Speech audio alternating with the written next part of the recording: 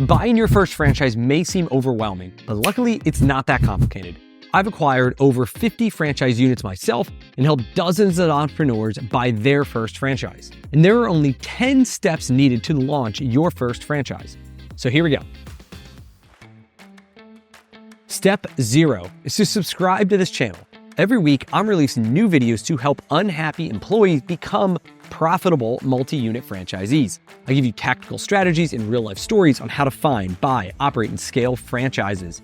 And none of what I teach is theory. I live it every day running a portfolio of franchises that'll do north of $45 million in revenue. Step number 1 is self-assessment. You need to evaluate your goals. You gotta understand, why do you wanna buy a franchise? Are you seeking financial freedom, a career change, diversity of income, or building something with your family? Everyone is different and you have to get clear on yours. The next part is to assess your skills. So what are your strengths? What are your weaknesses with sales, marketing, management, leadership, operations? And consider how your skills will align with potential franchise opportunities. Then you have to determine your budget. How much cash can you comfortably afford to invest into a new business? Are you willing to take on debt? Do you have a 401k that you can roll over to help fund startup costs? You have a lot of options and you need to weigh them. Step number 2 is to research franchises. Now, there are over 3,000 franchises in the US. Now, some of them are good, but unfortunately, many of them are not. And you need to find a brand that matches your goals, your skills, your budget, and makes sense in where you live. And you have an option to go through this entire process alone, or you could work with my team of experienced franchise consultants who will help you save time and money. And by the way, it's 100% free. And so there's a link below to learn more and to book your first discovery call. If you work with my team, I run live group calls almost every week, so you can hop on and you can ask me anything. Plus, we provide you a ton of resources to help you through this discovery process.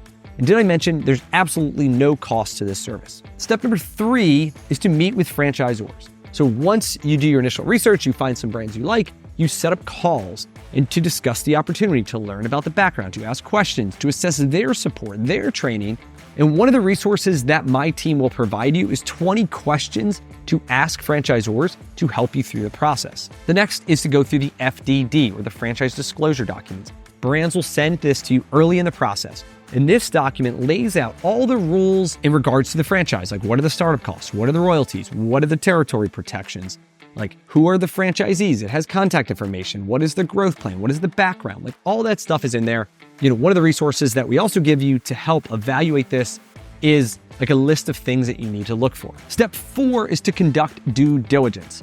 If you find a brand you like and you're getting serious about it, you will hire a franchise attorney to review the franchise agreement and provide feedback. You also do a financial analysis. So you'll want to put together a pro forma to estimate the franchise's cash flow projections and how long will it take you to break even and what does it look like in 2 years or 3 years.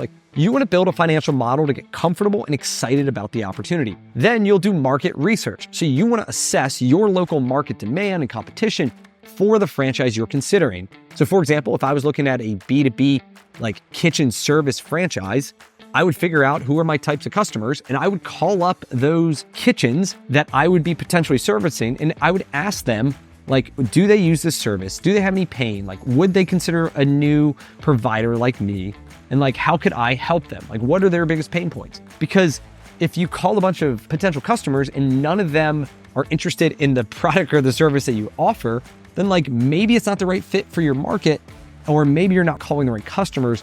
You want to make sure you do thorough market research in this process. One of the things my team does is we can refer you to those expert franchise attorneys, financial analysis, and conducting due diligence is something we commonly talk about on my group calls with specific brands. Step 5 is to narrow down your choices. Now you've compared a couple different brands and you need to start knocking them down. So you got to compare the initial investment, the ongoing fees, the training, the support, the brand strength, the market demand.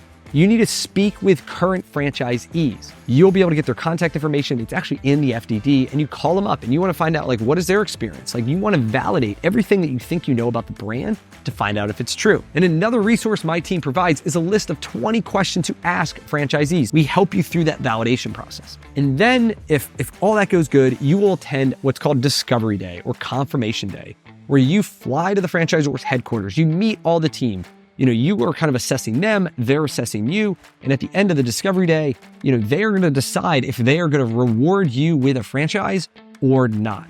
And then it's up to you to decide if you're going to move forward. Step number 6 is to secure financing.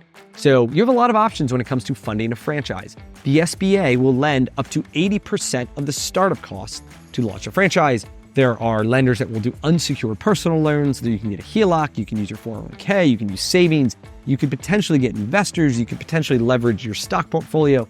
You have a lot of options, and it's best to actually start this process earlier. Well, you'll submit your application, all the documents. You can work directly with a bank or what's called a loan broker, who basically takes your application and shops it, gets you the best deal. And a warning here, you need to be conservative. Just because a lender is willing to max you out on a loan doesn't mean you should take it. So you need to be smart when you're taking on debt. You can always grow, you can always add more. But the worst thing you can do is take on way too much debt and get in a business, and the business doesn't grow and it can't support the payments, and you end up in a bad situation.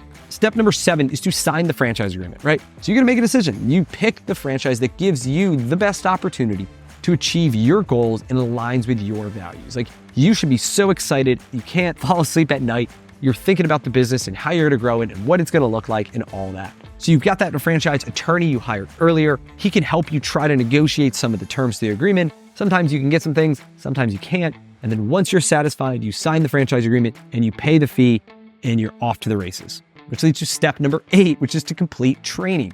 The franchisor is gonna have hours and hours of online training that you are gonna complete prior to going to the in-person training, where you fly back to headquarters and you spend a week or 2 there. You might spend some time in the field. You might work with another franchisee. Every brand does a little bit different, but their goal is to take decades of information and turn it into days of training for you. They're going to train you on the systems, on the operations, on the sales, and on the best practices. And then you're going to go off and you are going to start hiring your staff and ensuring that they are receiving proper training. Many brands have training systems that you can just plug your employees in. Plus, you're going to know it all since you just went through the training. Step number 9 is to prepare for launch. So if it's a retail business, you're going to select a site. Otherwise, if it's territory-based, you're going to be buying your trucks, you're going to be getting them wrapped, you're going to be setting up your LLC and getting your insurance and your bank accounts and your credit cards and equipment and supplies and inventory and all the stuff. Now, a good franchisor is going to give you this giant checklist of all the things you got to do, and it's going to feel overwhelming, but you just start day by day knocking things out, and you're going to have everything set up and you're going to get ready to launch. And right before you launch, you're going to have a marketing and promotion strategy. So the franchisor is going to work with you to determine how much money we're going to spend, where are we going to spend it, what ads we're going to use, and all of that is supposed to attract our initial customers for that grand opening. And step 10 is to open your franchise, right? So you can start with a soft launch to test your operations. You can make any adjustments before moving into your grand opening. If it's a physical event, you'll probably have a party with balloons and all this stuff to attract all those initial customers. If it's a territory-based, you're going to be hitting the street, you're going to be going out, you're going to be shaking hands, kissing babies, whatever you got to do to get the word out that you're open.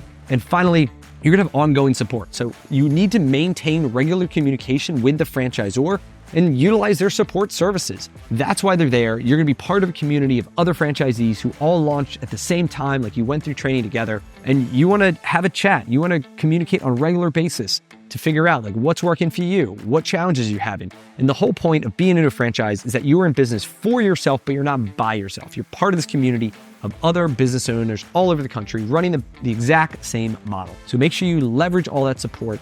Make sure you leverage training. Don't try to reinvent the wheel, and focus on execution. There's still a lot more to learn, and I talk a lot about that in this channel. So make sure you subscribe, and by assessing your goals, researching your options, securing the right support, you'll be well on your way to successful franchise ownership. And if you don't want to go through this entire process alone and would like my team's help, then click the link below and book a call. And I hope to see you on the live group calls I host every week to help you through this process. Cheers.